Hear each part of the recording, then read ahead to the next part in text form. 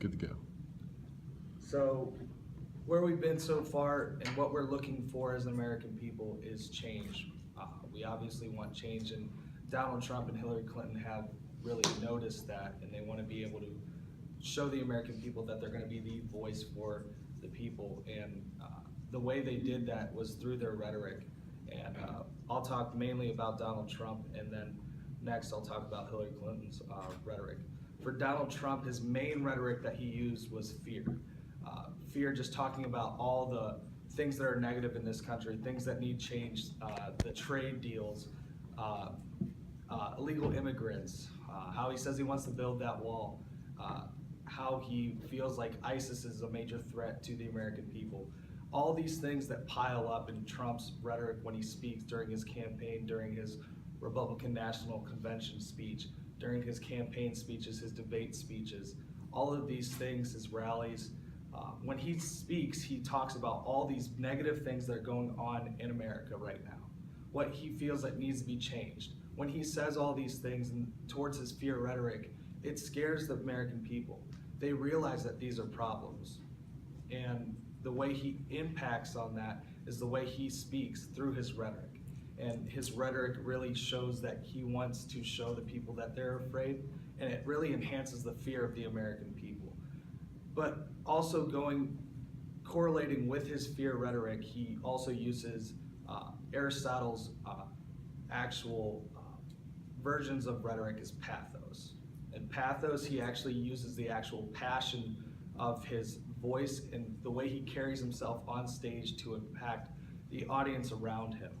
The audience actually gets to feel what he's saying. It gets them excited. It gets them motivated to actually follow what he's saying. When he says we're going to build that wall, when he says that ISIS is a problem, all of these things, it just shows that he wants the people to be behind him, actually support him, get more excited during his rallies. And you can tell when you watch his rallies or the debates, you hear cheering in the background. It's one of the first times ever in history where you see or hear cheering during these presidential debates, where it's almost a Hollywood reality TV show rather than the more civilized debates that we've seen in the past.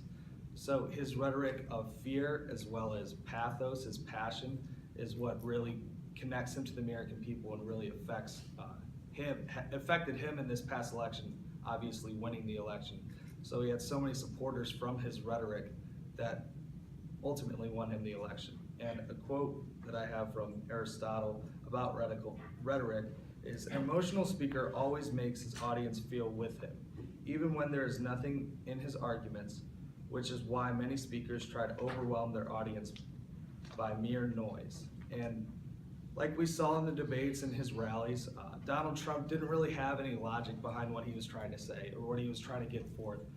He just focused on main things about fear and passion, and he carried those throughout his entire campaign, where he could not back his statements up by logic, where Hillary would point out the fact, oh, he's definitely wrong here, this is why he's wrong, and he doesn't even show logic behind it. He would still not even focus on the point that he was wrong. He would continue to go forward and talk about his rhetoric, just to keep the American people focused on how excited they are or how fearful they were, instead of actually providing points of why the American people should pick him and why he's worthy to be the President of the United States. For Hillary's main use of rhetoric, she used compassion. Her main slogan right away when she was talking is "Together." She wanted to show that as an American people that there's things good in America right now, but we can always progress. We can always make things better. So there's change, but it's also the same point of, oh, President Obama's plan is working. We need to continue that. Almost passing the torch of President Obama to Hillary Clinton when she was campaigning for the presidency. And she showed her compassion, her Democratic National Convention speech. Right before it, they showed an advertisement of Hillary Clinton where it showed that she was almost a mother figure of the American people, where she cared about every individual in America, whether you were black, white, Hispanic, an illegal immigrant, that you came here and made a living for yourself. She showed that she cared for every individual in America, and that was her main point of rhetoric that she wanted to get across. And the way I saw it was compassion. her compassion for the American people, showing that she truly cared about every single one, like I just said, really draw a following towards her, make her support her Democratic campaign for presidency, and ultimately try to win the presidency. Her also using logos from Aristotle, her logic behind her rhetoric. She was always able to say a plan, this is my plan for what I want to do for presidency. She had in-depth plans, talked about them during the debates, during the rallies, during their national convention speech. She had all these plans for America to progress and make things better, or progress President Barack Obama's terms and what he planned for America. Like I said before, just like passing the torch, Hillary Clinton used that to her advantage and talked about what she plans to do, because Donald Trump obviously didn't have any logic behind what he was saying. So that was her main rhetoric, was compassion and logic, logos in that terms, just because she had so many things she had planned where Donald Trump didn't really have any credibility. And then I have attacking ad claims that I would like to show, and the first one is against Donald Trump. I am a unified. We're going to be a unified party. He's a con artist. A phony. Donald Trump is the know-nothing candidate. Donald is a bully. This is an individual who mocked a disabled reporter, I don't remember. who attributed a reporter's questions to a menstrual cycle. Blood coming out of her wherever. The most vulgar person to ever aspire to the presidency. The man who seems to only feel big when he's trying to make other people look small. Don't worry about it, little Margo. Gentlemen, the man is utterly amoral. The sign of deepest security and weakness. The bullying, the greed, the showing off, I'm really rich. the misogyny, the absurd third-grade theatrics. Count to 10, Donald. Count to 10. He's a race baiting, xenophobic, religious bigot. A narcissist at a level I don't think this country's ever seen. He would not be the commander-in-chief we need to keep our country safe. This guy is so unfit to be commander-in-chief. His domestic policies would lead to recession. His foreign policies would make America and the world less safe. I bring people together. Everybody loves me. He needs therapy.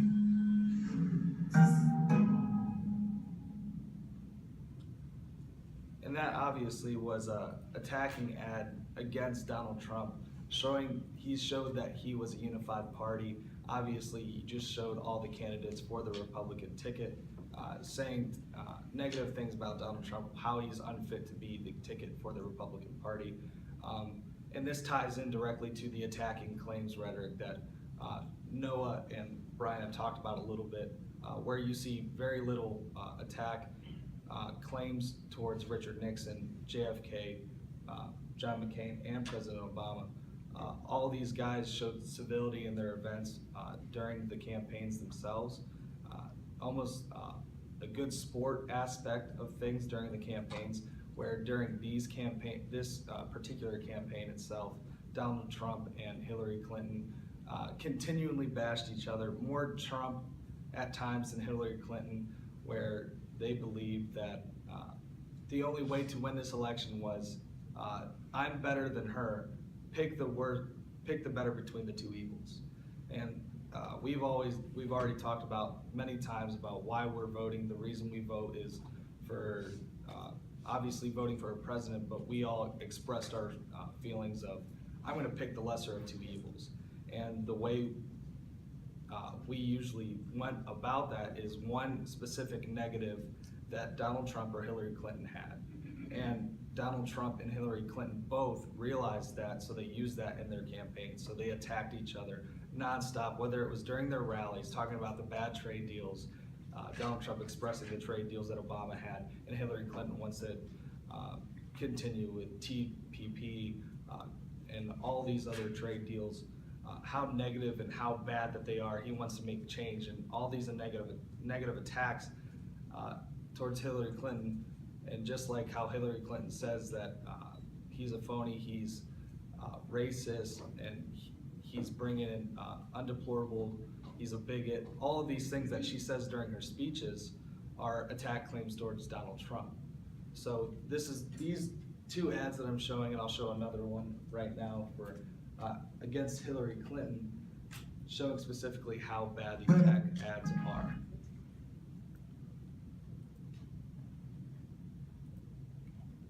Good morning, I'm George Stephanopoulos, and we are coming on the air because we have just learned that the U.S. ambassador to Libya has been killed. It happened overnight. When angry militants stormed the U.S. consulate in Benghazi, Libya, they fired shots, set the building on fire. Almost a dozen Americans were inside being guarded by Libyan security. At least one other American died, most likely smoke.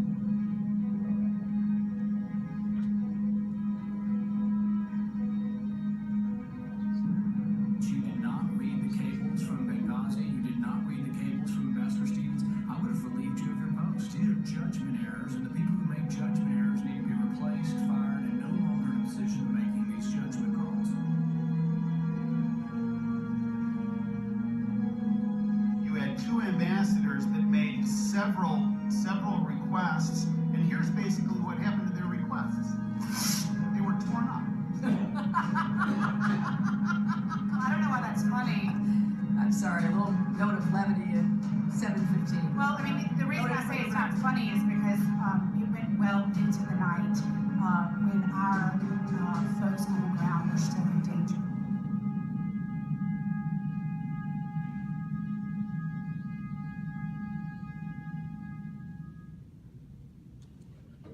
So just another ad attacking one of the candidates of this previous campaign, and just shows how we've escalated over time for the rhetoric that was used for JFK and Nixon and Barack Obama and John McCain to now with Donald Trump and Hillary Clinton, just showing how much attack, instead of defending or acclaiming themselves, showing that they're fit to be president, are attacking the other candidate why they're not fit to be president. And the amount of change that we've had over the years, even recently of 8 years from President Obama and McCain's campaign, is drastic to the attack claims instead of acclaiming themselves why they're fit to be president. Yeah, and just to wrap things up, going off of what Blake said, people wonder where the respect went, people wonder where the standards have gone, and they're all valid questions. You watch that even from 1960 all the way up to 2008. There was two respectable people there. There was no cheering in the audience. There was no heckling back and forth. And you could make an argument that the attack ads through the media, which started in 1960, are to blame for the creation of this culture, because it starts through commercials, and then people get strong opinions. It goes on social media. Arguments begin, and now they have fuel to the fire.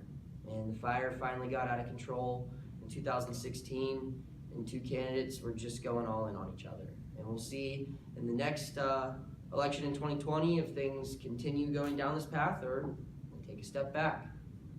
And that's all we have. So thank you for listening. Do you have any questions?